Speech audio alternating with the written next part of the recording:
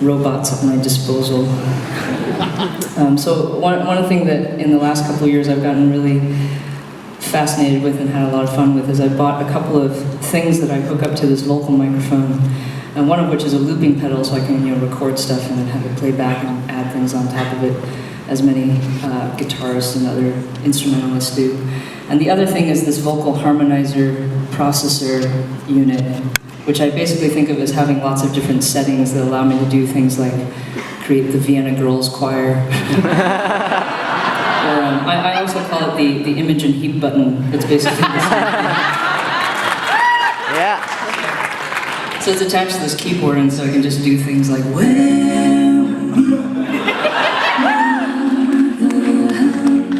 is going on? The dust has only just begun to fall. It's like endless. Yeah.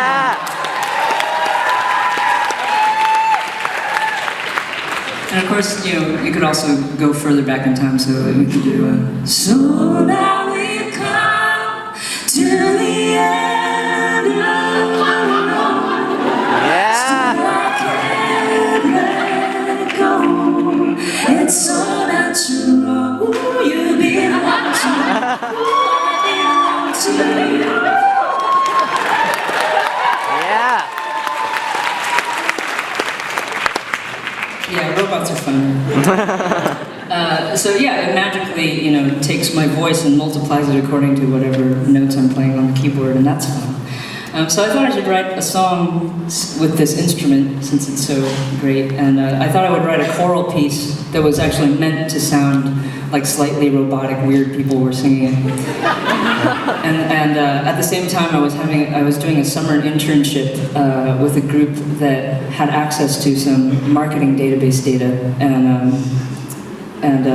one of my coworkers came back into the room one day after looking some stuff up, and she said, "I just looked up my husband in this thing, and it knows everything about him, so that's interesting." And it was kind of this mixed reaction of like she had been really enjoying having all of this stuff that she could work with. It was really powerful stuff for the project we were doing, but at the same time, it also, of course, creeped her out that her husband was in this database with all his favorite magazine subscriptions and stuff that he bought recently and stuff that he thought about buying but hadn't bought. And, Oh my gosh. So I was thinking, well, we live in this world now, right? I click terms of service all the time. I click agree without reading anything. And I have this sort of implicit trust in the companies that gather stuff about me, that they are doing things with it that are okay. And I really shouldn't believe that, but I do. And it was sort of in that space that I ended up writing this song, which is actually from the point of view of one of those marketing databases. And it's singing to you. And it's called the Hymn of Acxiom. Yeah.